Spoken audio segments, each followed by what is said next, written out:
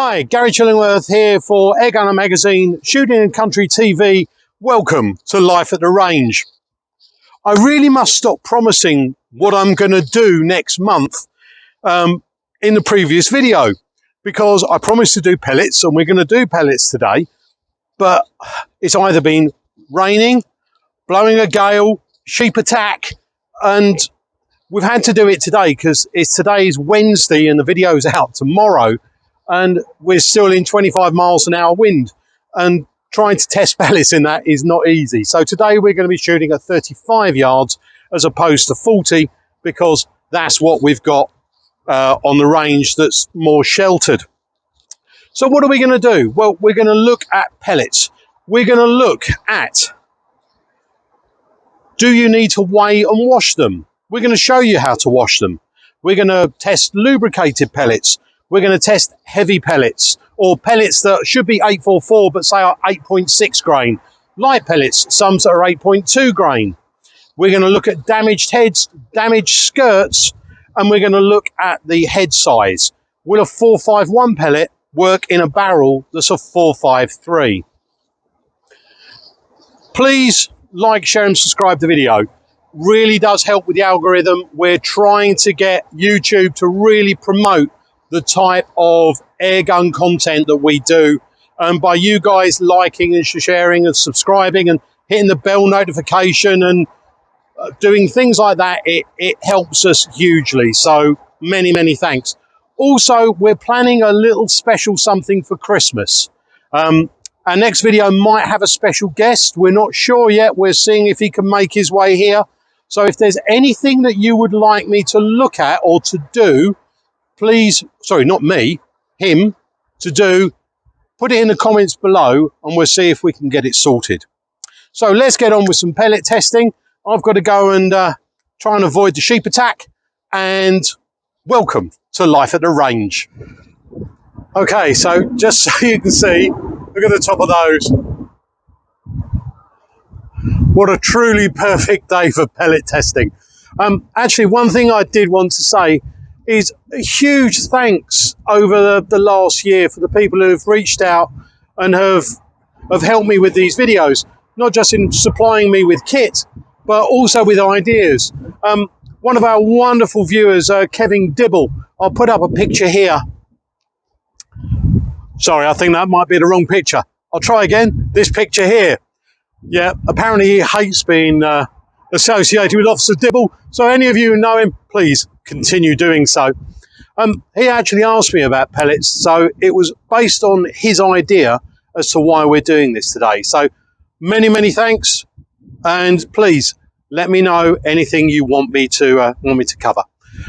Welcome to Life at the Range, and let's get on with some pellet testing.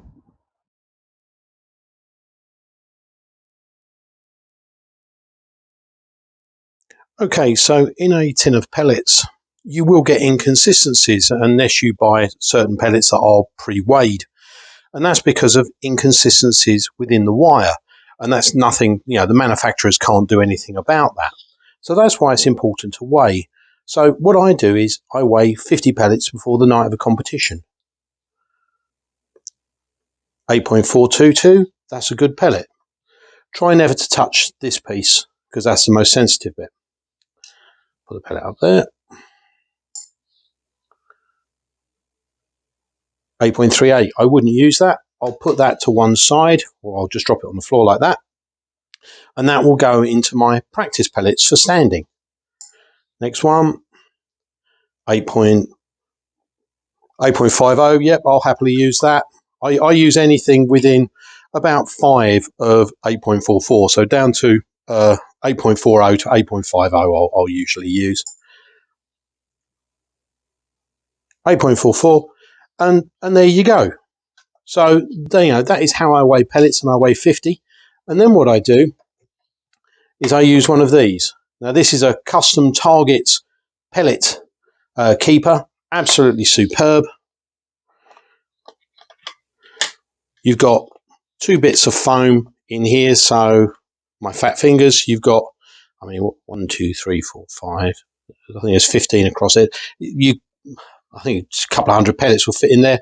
And then you just take your pellets obviously you just stick them in and they keep them nice and safe. You can use a leather pouch which you hang around your neck. Rex Bennett does those. I'll put a link in I'll put a picture up and I'll put a link in the description below. Also, I'll put a link into these. Perfect Christmas gift. But look, I've said in the past, custom targets, really nice people. Support them if you can. Again, same with the leather pouches from Rex. They are genuinely excellent.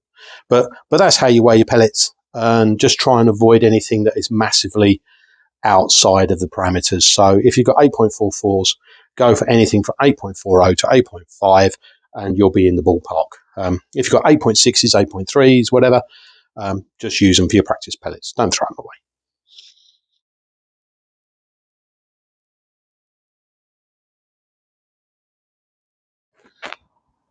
Okay, so we're going to start off with heavies. These are all around about 8.6 to about 8.65. Obviously, we'll start off with our first ones, which are all 8.44 or within like 8.43 or 8.45. So it is windy, so let's do the best we can.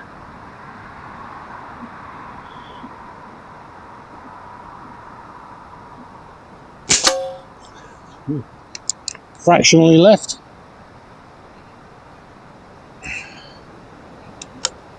Can you hear the wind? It's absolutely howling.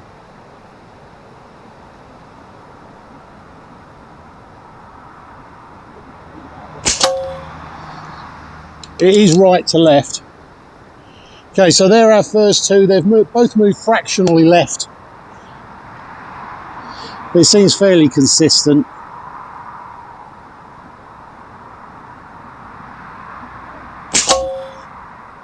Okay. Maybe slightly heavy pellets take the wind less. That one was dead on.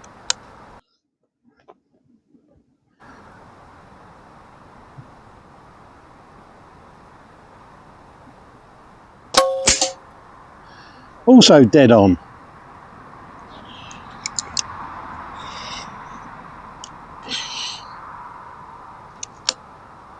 This range hates me. It really does.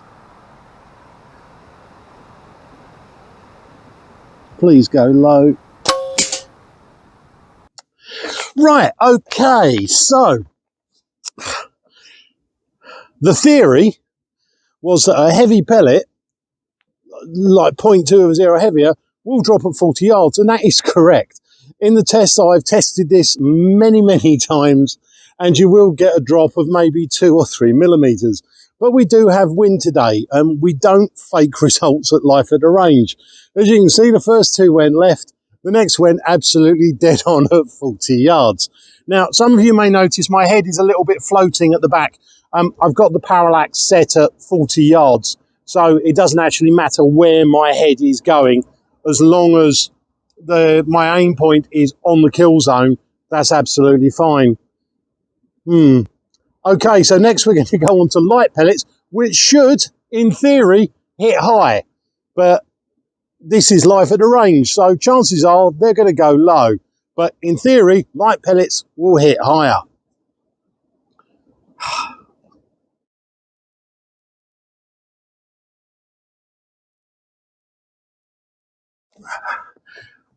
Okay, so now we have light pellets. These are around about 8.2 grains. So in theory, they should hit above our mark, and because it's windy, they should be bucked more by the wind. Right, so as normal, we're going to put our first two down, which are our test pellets at 8.44 grain, and let's see how they go.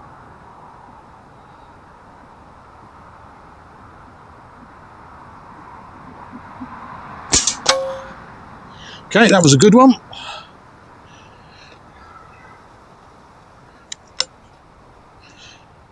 Again, we're at 40 yards. Sorry, 35 yards. Do apologise.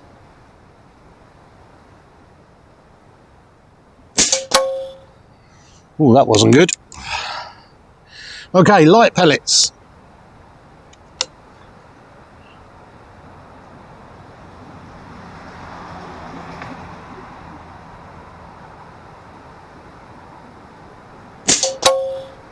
Okay, so that one did what we expected it to do. It went high, but it still went straight.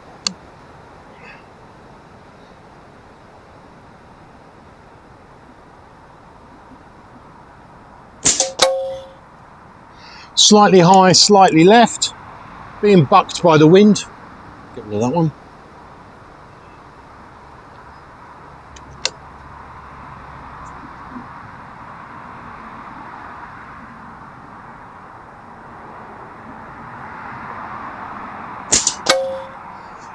And again, that one went high.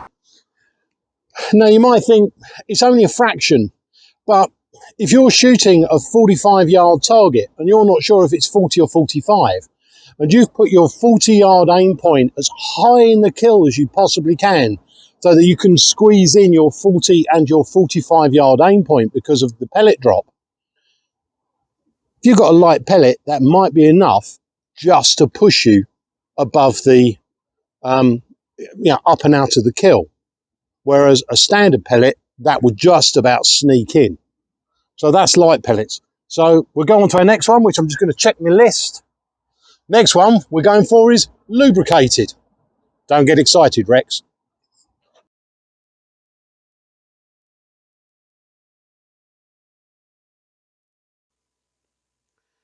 Okay, so here is our ultrasonic cleaner. Now, I'll be honest with you, I bought this because I had a watch strap that was absolutely filthy. And it was cheaper to buy one of these off of eBay for about £20 than it was to actually take it into our local jewellers and have it cleaned. So we'll put in a little bit of fluid. Now, there are different things you can use. I sort of Windex. Here I've just got some warm water with some car shampoo. They do recommend using deionized water, but to be honest with you, these are manky pellets, so we're just going to chuck them in like that. Switch it on, and can you actually see the dirt coming off of those? So tell you what we do, we'll give that a little while to percolate, and then we will come back and see how they are.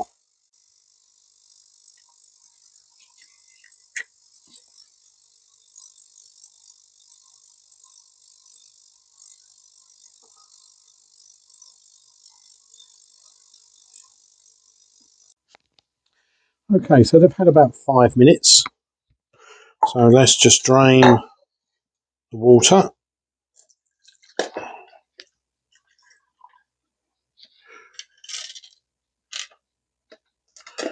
Put them into our one hand. Okay, we'll just tidy this up. Let's put a bit of kitchen towel down. We're going to give them a good old go with the hairdryer. This is my wife's hairdryer, but luckily she's in the other room, and as such she will not see me doing this.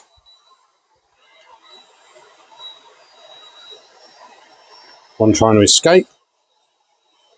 Some people place them in the oven on a very, very low temperature, and that's a good way of drying them. I did it once, forgot about them, put it on too high a temperature, and I've now got a lead-based frying pan.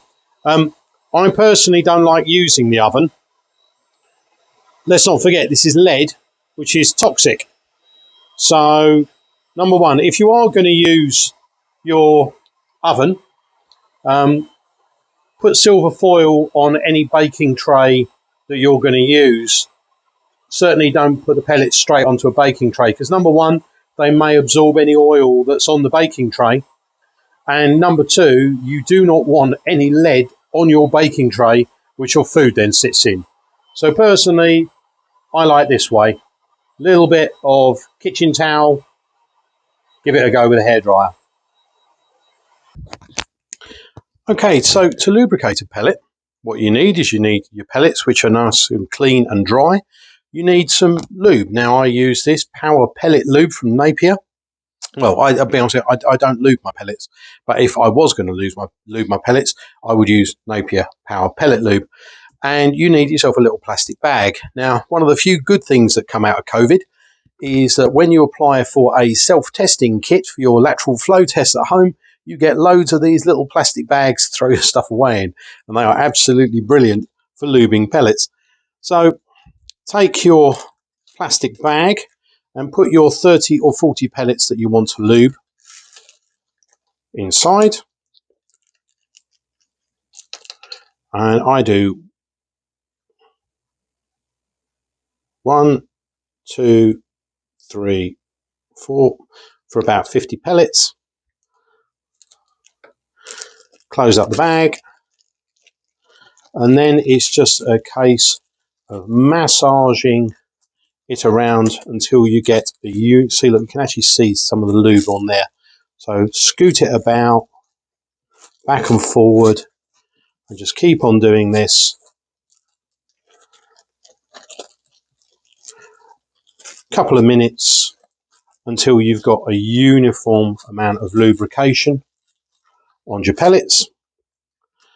And then once that's done, I like to leave them in the bag for a little while, and then once you believe that you've got a very uniform coating, take them out, stick them in your pellet tin, and then you're good to go.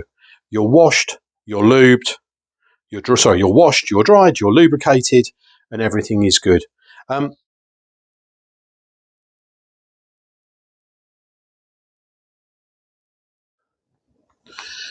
Okay, so now we have lubricated. Okay, let's start off with our 2 regular pellets.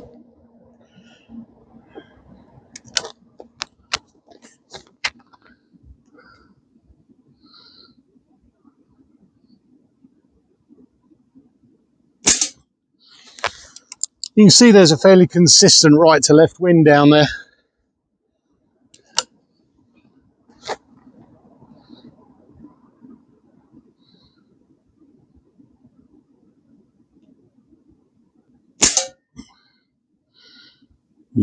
Okay, that one dropped low.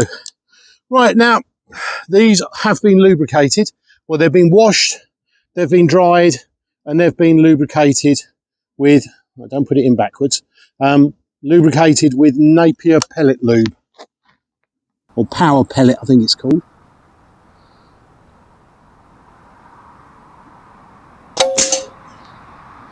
Going slightly left. Now, lubrication is a funny thing.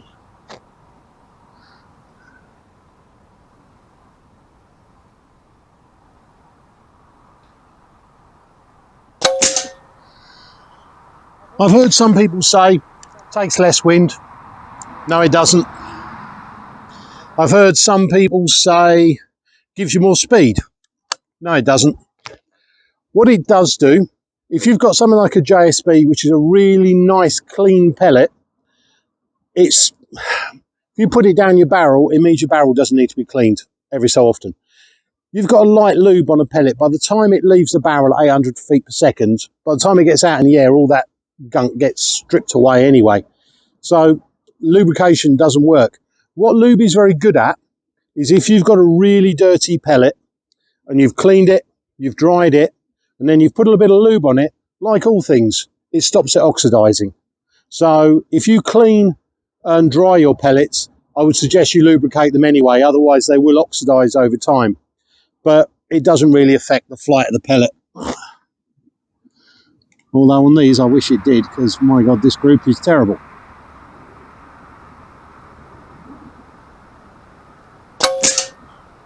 Well, at least that one was a good one.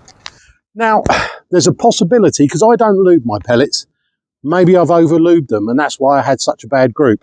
But then again, the first 2 weren't that great anyway, so it might just be me sucking, basically.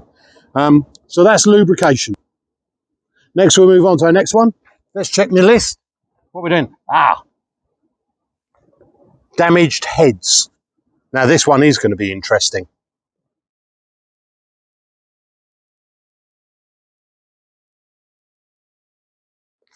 Okay, so a damaged head on your pellet, I can guarantee you, is going to make a difference. A damaged skirt, well, we'll see that in a minute, but damaged heads, I'm telling you now, this will not be good. Right, so let's stick in our first test. Okay, slightly better.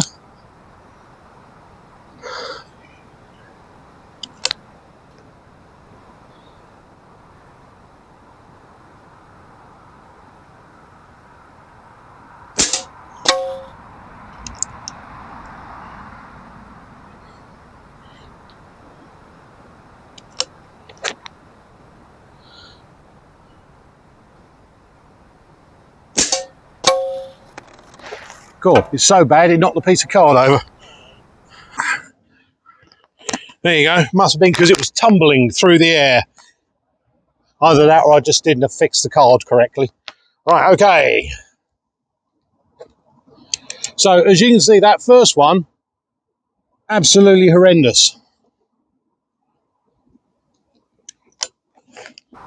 Okay, next damage head. They're all a similar level of damage.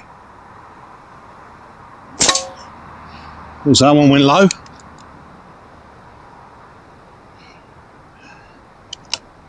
And for our third one,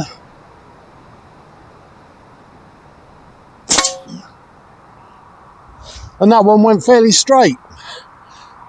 So that shows you that any sort of damage to the head will just cause an inconsistency in flight. So always check the head of your pellet, probably more than the skirt. But next we're going to move on to a damaged skirt. So let's see how that does.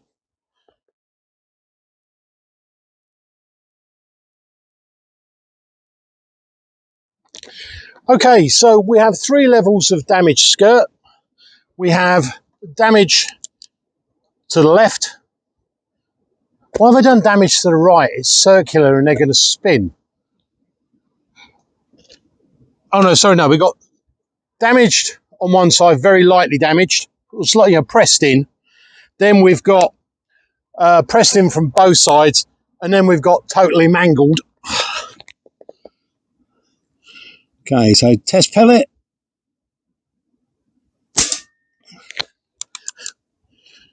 All going slightly left.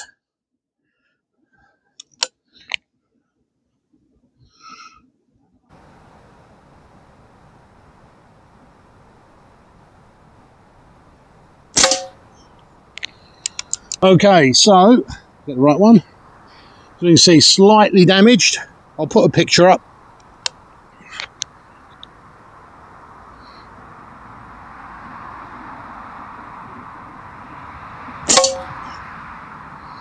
Okay, a bit more left than we'd expect, but it actually managed to keep quite good height. Right, so this one is, and I actually felt that as I pushed it in. It felt quite bad, quite graunchy. So that would actually tell me that it was a bad pellet.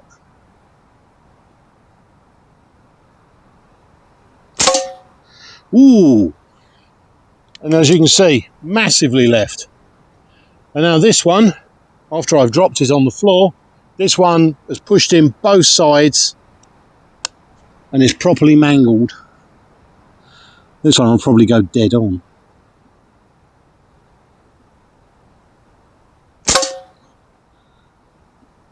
And again, that was slightly better than the only slightly damaged one. And this is the thing, when you've got a damaged skirt or a damaged head, it's the inconsistency that you'll get. Now, both of those would still kill a target, but would you really want to risk it? I mean, these things are 10 quid for 500. If you've got a damaged one, throw it away, or at least keep it for standing practice. Next, we're going to go on to, why haven't I put this close? Oxidised pellets. The ones where you've left in your pocket for a week or two and they've come out and they've lost that sheen. Will that make a difference? Oxidised.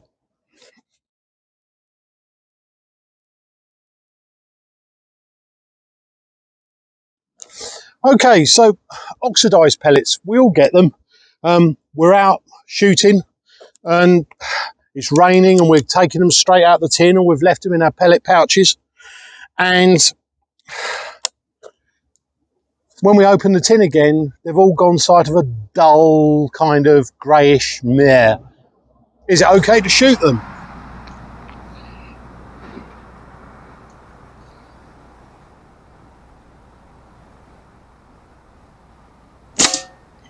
Okay. Woohoo! We actually hit a target. We actually hit a spot. Still at 35 yards. Still blowing a hoolie.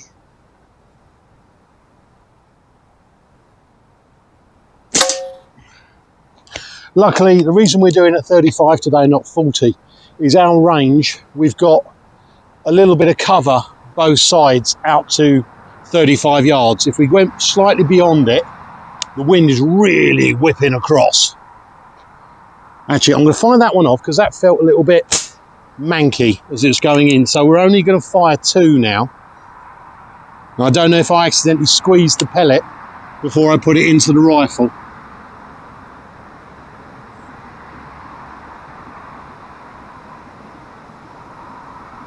Cool. Now, gonna wait for that to drop.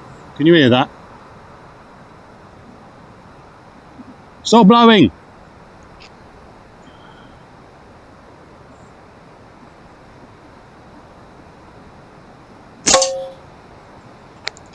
Fractionally left.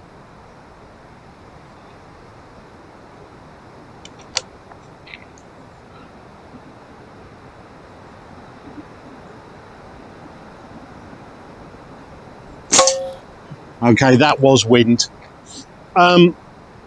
Right, oxidised pellets, again, won't affect massively the way you're shooting. But you now don't have that really smooth surface and it's, you know, cutting through the air. I've tested it over the chrono, but the problem is, as it's coming out the barrel, do you know what, in theory, maybe I should test it further down range. That'd be a good idea. Problem is I don't have my LMBR with me at the moment. I've lent it to a friend. Otherwise I could test it at 40, 45 yards. That's bad preparation on my part, so apologies. Yeah, basically an oxidised pellet won't massively affect the pellet flight or anything like that. It will still fly straight. It'll still spin properly. It's not as bad as a damaged skirt or a damaged head. But again, if I've got half a tin of oxidised pellets, I put them to one side and I use them for standing practice. I wouldn't use them in competition. But what we are going to do is, a friend of mine said that if you've got oxidised pellets, you can put them in an ultrasonic cleaner and that gets the oxidisation off. We've got an ultrasonic, so we'll give that a test. Give them a clean, we'll dry them off, give them a lube, and we'll see if we can actually bring them back to what they should be.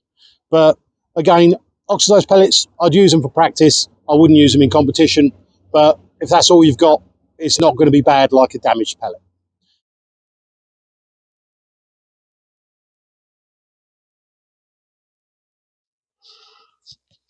Well, I must admit, they definitely look less oxidised. So now what we need to do is dry them. Okay, so let's put these back in the tin and see what they look like. And we'll put up the picture that we had before and a picture afterwards. Try and centralise that. I don't know. Do we think that they're better? Let's move them to one side. So we'll get rid of a few.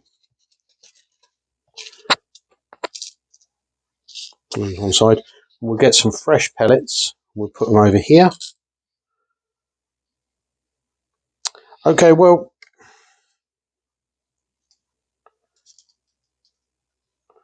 from my eye, I think they are definitely still slightly oxidised. So maybe a little bit longer, but they're certainly not as bad as they were before. So now let's lube them and let's see if that makes a difference. Looking at them now, actually, let's just take these out.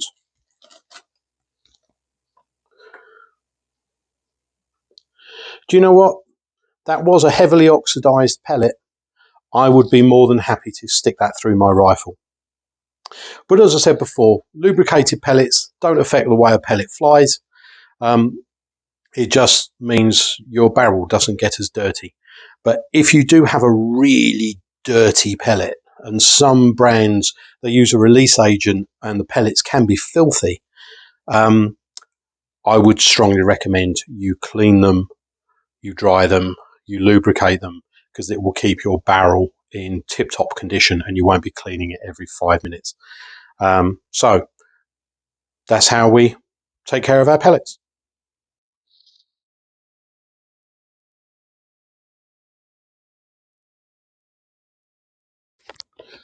Okay, so head size. As we all know, on the back of a tin of pellets, there's a row of numbers.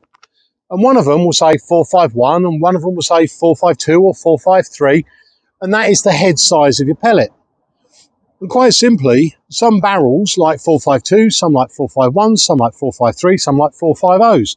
Some people buy a 453 and size it down to a 452 with a pellet sizer. It's about testing your barrel. Will a different head size make a difference? And I can guarantee you it will. Now, we're on a windy day today, and I'm honestly don't know if we're going to be able to get a proper test. But I know for a fact that this barrel likes 453s, and we've actually got a few 451s, and I'm expecting them not to be as accurate. But then again, as you can see, we've not had great accuracy today. But I know for a fact getting the correct pellet for your barrel makes a huge difference in accuracy. But more importantly, it affects your ballistic coefficient down range. It can, I mean, I had, this is a slightly aside, this likes 453s. And I bought 2 tins of pellets, different batch numbers. And of 45 yards, one had I think it was 0.9 of a centimetre drop, but the other batch dropped 1.3 centimetres. Now, that's the difference between a kill and a plate. So selecting the correct pellet for your barrel, unfortunately, it's just a trial and error. And then when you find a batch you like, just buy as many of those as you can afford. Right, okay, so 453s. Oh, what an idiot. I forgot to put the dots on. Right. I'm going to fire that off, and I'll be back in a second. I'm an idiot. Okay, we're back. Right, luckily, the one I was firing off wasn't one of our 451s. That's a 453. Let's go for it. Please don't suck.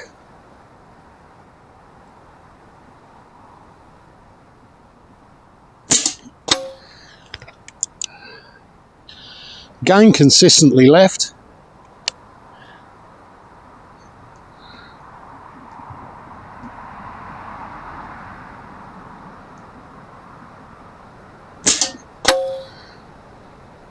I do actually have a wind flag down there which I'm watching. What I'm doing is the flag's fluttering, and then when it dips, that's when I fire. Okay, 451 head size. Oh, my bit of card fell over again. But as you can see, that one hit low. Okay, we're back. Okay, let's give it another go. 451, 35 yards. Please don't suck. Low again. Now, I honestly don't know this for certain, but from what I've been told and what I believe is that a pellet does not fit perfectly in a barrel will start to tumble faster than the one is really efficient. Now, obviously, a tumbling pellet, or one that's maybe not tumbling, but just wobbling about in the air, that will slow down, and that's why it's hitting low. So if you actually know the reason why a bad pellet side or a bad head side doesn't work well in a barrel, stick it in the comments below, and I'm always happy to learn. So here we go, last one. This one will probably go high now, considering what I just said. Oh, low again. Okay, so there are actually 3 fairly bad groups, and I'm using just a different head size. So that's why it's so important to find a pellet that matches your barrel.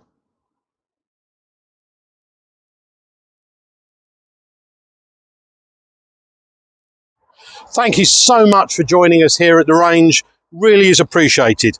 I hope you enjoyed today's content, And as ever, this amazing rifle, this Air Arms HFT 500 and this Zeiss Conquest 4 scope has not missed a beat. I don't know if you can hear the wind, but it's really blustery today. But out of 35 yards, when we were shooting proper pellets, it was only moving a millimetre or 2 millimetres, and that was consistent. So I know that even a 25 mil at 40 yards with this kind of right to left, I just need to favour the right hand side. It's an amazing rifle. As ever, thank you so much for joining us. Take care of each other, take care of yourselves, shoot straight. Thank you from Life at a Range. Ta-da!